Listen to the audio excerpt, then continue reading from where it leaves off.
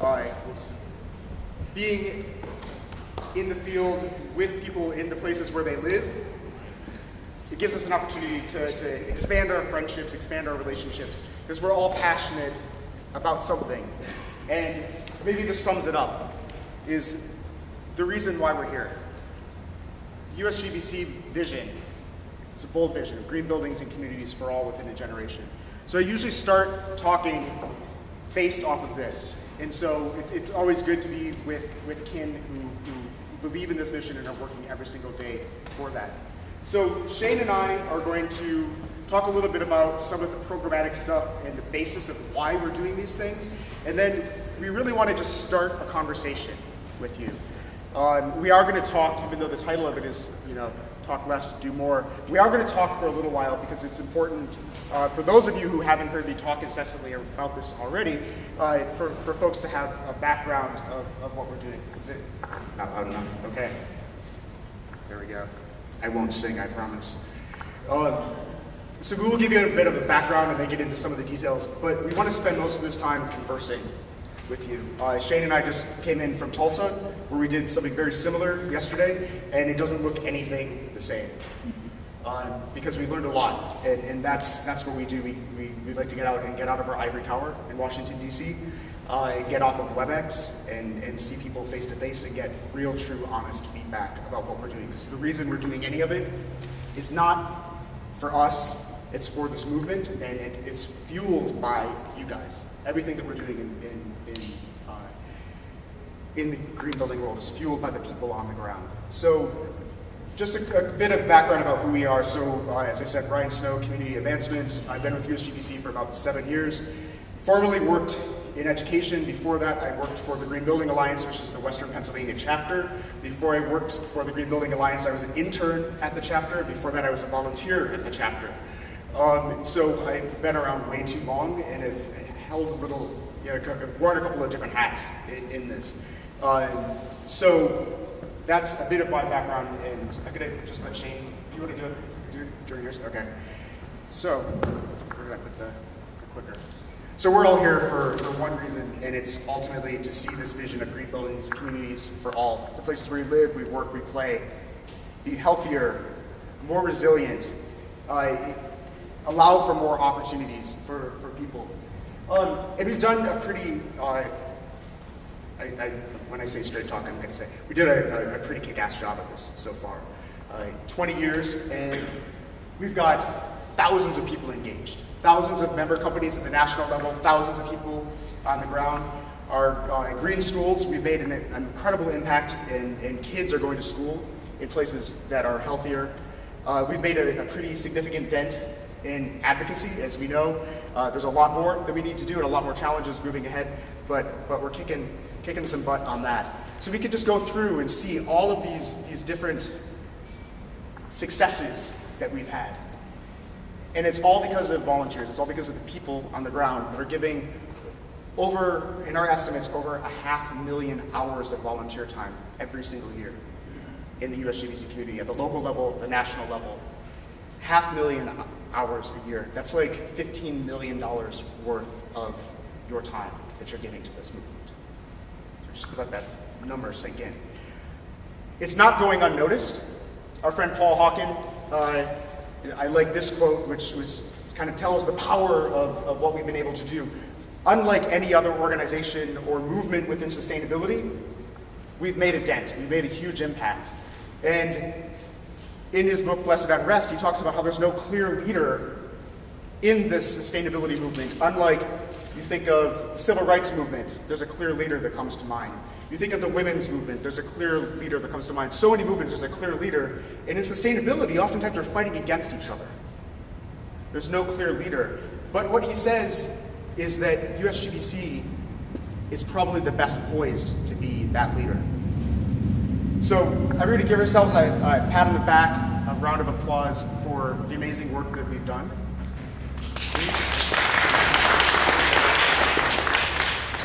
And now I'm going to bring it down a little bit. We know that there's issues. On the national level, the local level, we're all struggling with membership, we're struggling with volunteer burnout, We're struggling to keep the doors open. We do our chapter's annual report, and raise your hand if this is your favorite part about being a USGBC volunteer. Who gets up every single day and says, I just can't wait until next year when they release that survey.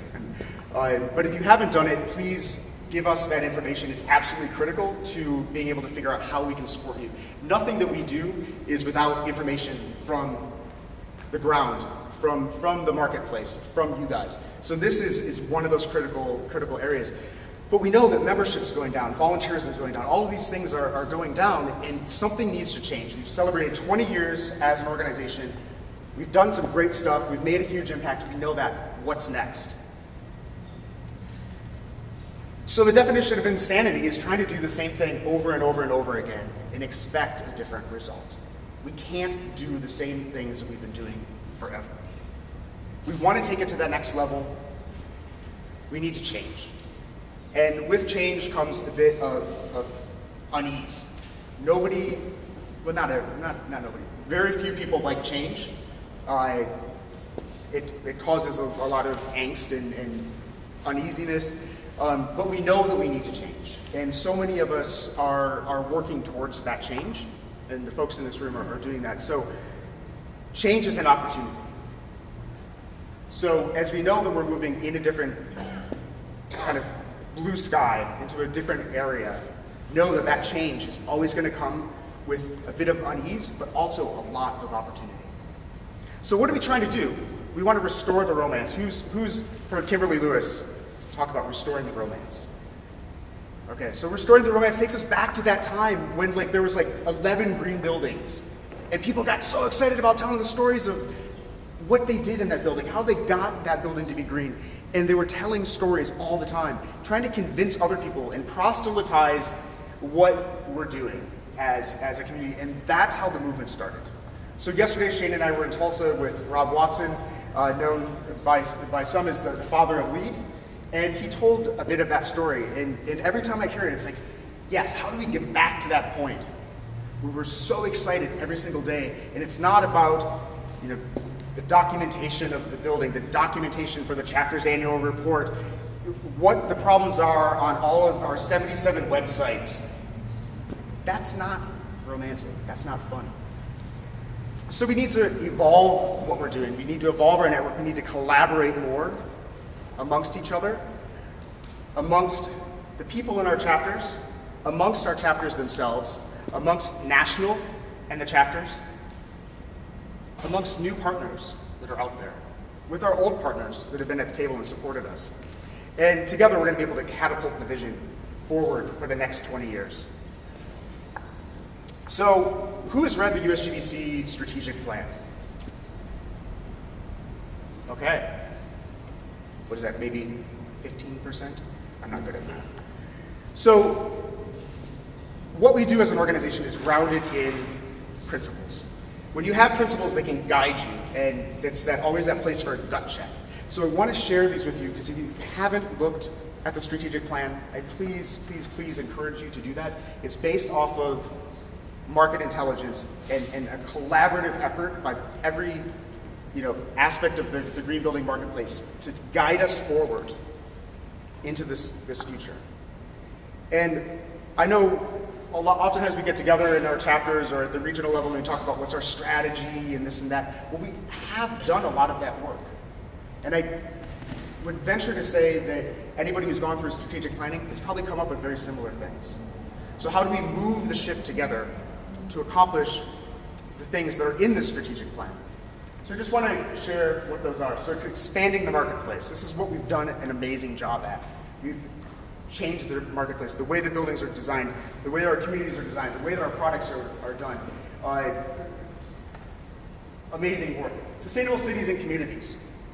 This is where a lot of what Shane and I are going to talk about today falls under this category of not just transforming our buildings. Sustainability isn't about an individual project or about an individual building. It's about how those buildings interact with each other and how the people that are in those buildings and going amongst those buildings are affected by that space. Influencing all policy. We know there's a lot of work to be done in policy. But it's not just federal, state, local policy. There's a lot of different policies. Policies at the school district level. Policies, and we're going to talk about working in the faith community. They all have policies, all these different organizations, and some of them are controlling massive amounts of buildings. One Catholic diocese in one region has like between 15 and 1,700 buildings that they oversee, and there's 153 of them across the country. Tons of buildings that they're influencing every single day. So when we say influencing all policy, there's a lot of opportunity to move there.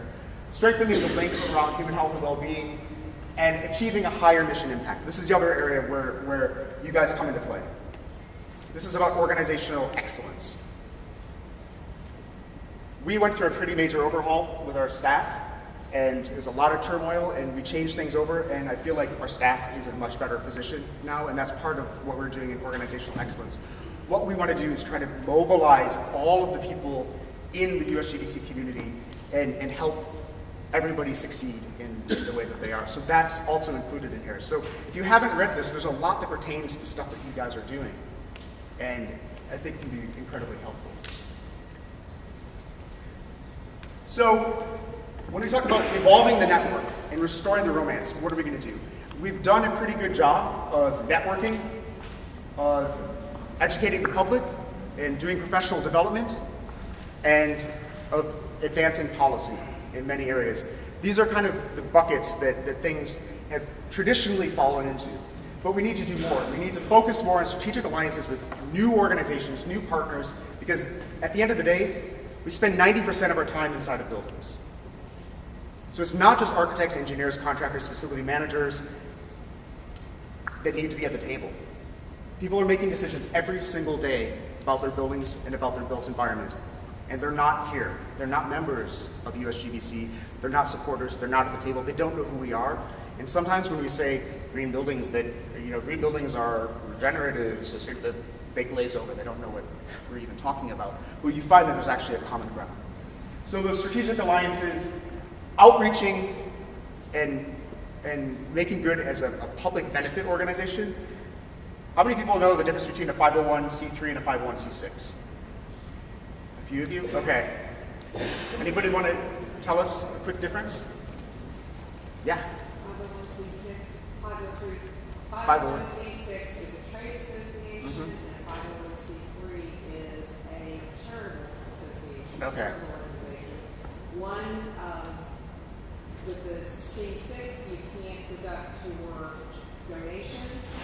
With the C3, Okay, so did everybody hear that? So a 501c6 is a trade professional association.